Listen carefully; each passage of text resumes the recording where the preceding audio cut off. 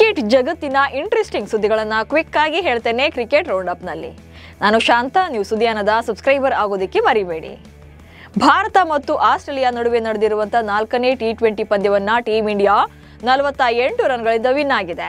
ಈ ಮೂಲಕ 5 ಪಂದ್ಯಗಳ ಟಿ20 ಸರಣಿಯಲ್ಲಿ ಸೂರ್ಯಕುಮಾರ್ ಯಾದವ್ ಪಡೆ 2-1 ಅಂತರದ ಮುನ್ನಡೆ ಪಡ್ಕೊಂಡಿದೆ.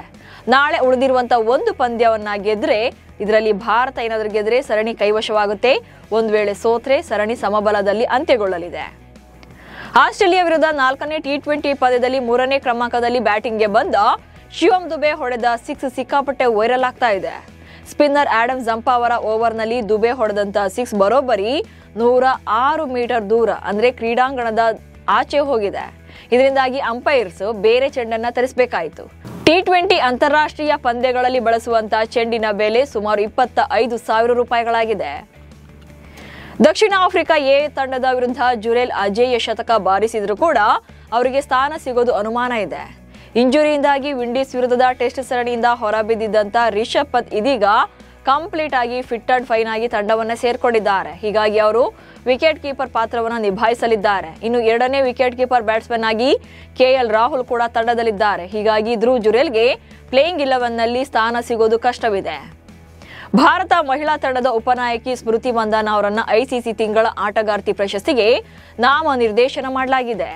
ವಿಶ್ವಕಪ್ನಲ್ಲಿ 434 ರನ್ ಗಳಿಸಿ ಅಮೋಘ ಪ್ರದರ್ಶನ ನೀಡಿದಂತ ಮಂದಾನ ಈ ಪ್ರಶಸ್ತಿಗಾಗಿ ದಕ್ಷಿಣ ಆಫ್ರಿಕಾದ ಲಾರಾ ವೋಲ್ವಾರ್ಡ್ ಹಾಗೆ ಆಸ್ಟ್ರೇಲಿಯಾದ ಆಶ್ ಗಾರ್ಡ್ನರ್ ಜೊತೆ ಸ್ಪರ್ಧೆಯಲ್ಲಿದ್ದಾರೆ. ಭಾರತದ ಚೊಚ್ಚಲ ಗೆಲುವಿನಲ್ಲಿ ಮಂದಾನ ಅವರ ಕೊಡುಗೆ ಕೂಡ ಮುಖ್ಯವಾಗಿದೆ. ಬೆಟ್ಟಿಂಗ್ ಆಪ್ ಪ್ರಚಾರ ಪ್ರಕರಣದಲ್ಲಿ ಸಿಕ್ಕಿಬಿದ್ದಂತ ಮಾಜಿ ಕ್ರಿಕೆಟಿಗರಾದ ಶಿಖರ್ ಧವನ್ ಹಾಗೆ ಸುರೇಶ್ ರೈನಾಗೆ ಜಾರಿ ನಿರ್ದೇಶನಾಲಯ ಮತ್ತೊಂದು ಆಘಾತ ನೀಡಿದೆ.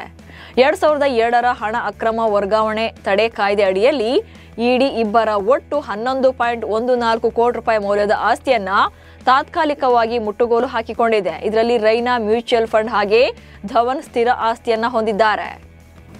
ಮಹಿಳಾ ಏಕದಿನ ವಿಶ್ವಕಪ್ ಗೆದ್ದ ಭಾರತ ತಂಡಕ್ಕೆ ದೇಶದ ಪ್ರಮುಖ ಆಟೋಮೊಬೈಲ್ ಕಂಪನಿ ಟಾಟಾ ಮೋಟಾರ್ಸ್ ಭರ್ಜರಿ ಉಡುಗೊರೆಯನ್ನ ಘೋಷಣೆ ಮಾಡಿದೆ.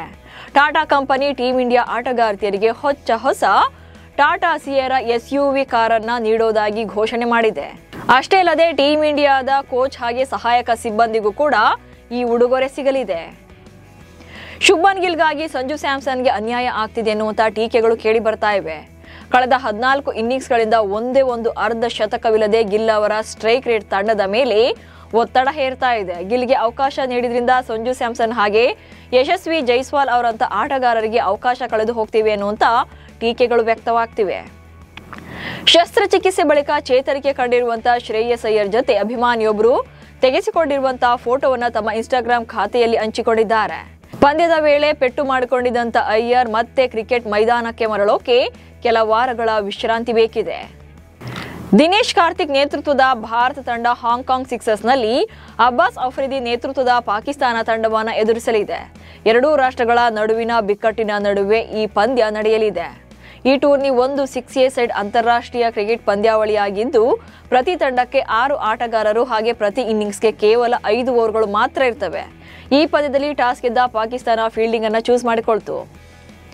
ಬಾಂಗ್ಲಾದೇಶ ಮಹಿಳಾ ಕ್ರಿಕೆಟ್ ತಂಡದ ಮಾಜಿ ನಾಯಕಿ ಜಹನಾರಾ ಆಲಂ ಮಾಡಿರುವಂತಹ ಲೈಂಗಿಕ ಕಿರುಕುಳ ಆರೋಪದ ಬಗ್ಗೆ ಬಾಂಗ್ಲಾದೇಶ ಕ್ರಿಕೆಟ್ ಮಂಡಳಿ ತನಿಖೆ ಆರಂಭಿಸಿದೆ.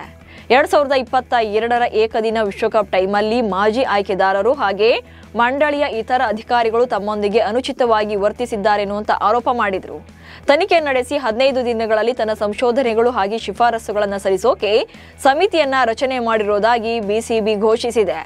ಇವೆಷ್ಟು ಇವತ್ತಿನ ಕ್ರಿಕೆಟ್ ರೌಂಡ್ ಅಪ್ ಸುದ್ದಿಗಳು. ನಮಸ್ಕಾರ.